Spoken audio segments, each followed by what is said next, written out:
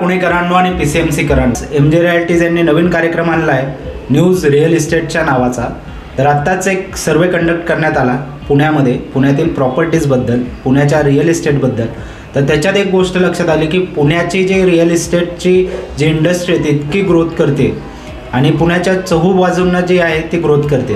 तर आजच्या व्हिडिओमध्ये आपण जाणून घेणार आहे की उत्तर पुण्यामध्ये कशा पद्धतीने प्रॉपर्टीचा सेल वाढला आहे, त्यामागची नेमकी कारणं काय आहेत आणि लोक काय इतकी पसंती देतात आहेत उत्तर पुण्याला प्रॉपर्टी खरेदी करण्यामध्ये किंवा प्रॉपर्टीमध्ये इन्व्हेस्ट करण्यामध्ये। तर चला बघूया तो व्हिडिओमध्ये की रिअल इस्टेटचा चांगलाच विस्तार होत आहे। यामागची एक बेसिक कारणं जर आपण पाहिली तर पायाभूत सुविधा, कमर्शियलायझेशन, नोकरीची संधी, त्यानंतर उत्तम शिक्षणाच्या सुविधा, या सगळ्या गोष्टींमुळे जे आहे ते आपल्याला उत्तर पुण्यामध्ये रिअल इस्टेट चांगल्या पद्धतीने स्थिरावताना दिसते। तर आता नेमकं या रिपोर्टमध्ये काय म्हटलं आहे चला बघूया। रिअल इस्टेट म्हटलं की स्थावर मालमत्ता, तर स्थावर मालमत्ताचा जो विस्तार आहे तो भारतात उत्तम पद्धतीने होताना दिसतोय। त्यात महाराष्ट्राची प्रगती पाहिली तर ती अतिशय उत्तम पद्धतीची आहे। त्याच्यात जर आपण विचार केला मुंबई, पुणे, नागपूर, नाशिक, नवी मुंबई, कोकण ह्या भागांमध्ये स्थावर मालमत्तांचे प्रमाण जे आहे ते वाढताना आपल्याला दिसते। लॉकडाऊनच्या काळात सुद्धा हा आलेख जो आहे तो सकारात्मक होता। मॅजिक ब्रिक्सच्या आत्ता एक रिपोर्टानुसार दक्षिण पुण्यातलं आणि उत्तर पुण्यातलं रिअल इस्टेटचं क्षेत्र जे आहे ते चांगलंच विस्तारताना आपल्याला दिसते। आता ह्यामागची कारणं जर आपण पाहिली तर उत्तम कनेक्टिव्हिटी, त्याचबरोबरने तिथं शिक्षणाच्या उपलब्ध असलेल्या संधी, त्यानंतर पुण्याची ओळख जी आहे IT हब म्हणून, त्यामुळे तिथं रोजगाराच्या खूप वेगवेगळ्या संधी ज्या आहेत त्या उपलब्ध असलेल्या दिसतात। त्यामुळे संपूर्ण महाराष्ट्रातून, संपूर्ण देशभरातून लोक जे तिथं जे आहेत ते रोजगाराच्या शोधात येताना आपल्याला तिथे दिसतात। त्यामुळे तिथं रिअल इस्टेटचे युनिट्स उत्कृष्टरित्या उपलब्ध होत आहेत। त्याच पद्धतीने त्याला रिस्पॉन्ससुद्धा चांगला मिळतो आहे, कारण की तिथल्या उपलब्ध असलेल्या सुविधा आणि तिथला चांगला झालेला विकास असं आपण म्हणू शकतो। तर वाहतूक आणि घरांमध्ये चांगला विकास आपल्याला पाहायला मिळत आहे पुणे आणि पिंपरी चिंचवड या भागामध्ये।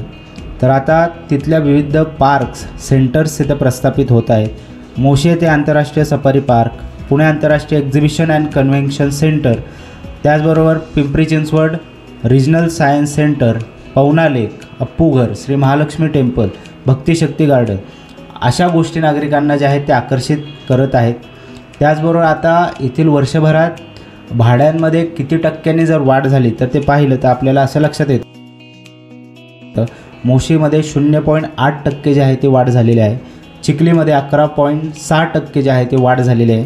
आता हे भाड्याचं सांगतोय की भाड्यामध्ये किती वाढ झाली आहे त्याचं, चरोलीमध्ये 11% वाढ झालेली आहे। तर इतकी वाढ आपल्याला दिसते मागील काही दिवसांपासून। त्यानंतर आता कुठल्या गोष्टी ज्या आहेत त्या कारणीभूत ठरल्यात ते पाहूयात की पुण्यातलं रिअल इस्टेटचं क्षेत्र इतकं का विस्तारते ते। वाढत्या नोकरीच्या संधी, आता पुण्याला तुम्हाला माहितीच आहे की एक शैक्षणिक राजधानी म्हणून सुद्धा ओळखलं जातं, तसंच एक IT हब म्हणून सुद्धा पुण्याची ओळख आहे। ह्या दोन गोष्टी इथं असल्यामुळे जो विद्यार्थी शिक्षणासाठी इथेच येतो तो नोकरीची संधीसुद्धा इथेच पाहतो आणि तो इथंच नोकरीची संधी बघितल्यामुळे तो पुढचं आयुष्यसुद्धा इथंच स्थिरवण्यासाठी उत्सुक असतो। त्यानंतर पायाभूत सुविधा, आता पुण्यात जर पाहिलं आपण तर नव्याने मेट्रो सुरू झाली आहे, त्यानंतर रिंग रोडचे वेगवेगळे प्रोजेक्ट सुरू आहेत, त्यानंतर विविध रस्ते व कनेक्टिव्हिटीसुद्धा चांगली झालेली आहे। खूप वेगवेगळे प्रोजेक्ट जे आहेत विस्ताराच्या मानाने पुण्याच्या त्या असे खूप सारे चालू आहेत। त्यामुळे एक वेगळ्या उंचीवरती पुण्याचा विकास जो आहे तो झालेला आहे। त्यानंतर नियोजित विकास म्हणजे कसं आहे, वेगवेगळ्या सिटीज ज्या आहेत त्या पुण्यामध्ये होत आहेत।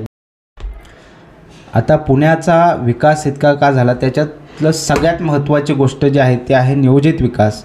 रहिवाशांना इथे अनेक चांगल्या प्रमाणात सुविधा प्राप्त होत आहेत, येथे विविध कमर्शियल हब्स तयार होत आहेत, त्यानंतर येथील विकास झपाट्याने होतो आहे। उत्तम सुविधा म्हणजेच हॉस्पिटल्स, शाळा, कॉलेजेस इथं आहेत। त्याच्यानंतर रिअल इस्टेटच्या माध्यमातून अनेक जण पुण्यात मोठी गुंतवणूक करत आहेत, कारण की मुंबईनंतर सगळ्यात जास्त डिमांड जर महाराष्ट्रात कुठल्या शहराला असेल तर ते पुणे, नागपूर ह्या दोन शहरांना आहे आणि मुंबईच्या जवळ असणारं पुणे असल्यामुळे पुण्याला जास्त पसंती आपल्याला भेटताना दिसते।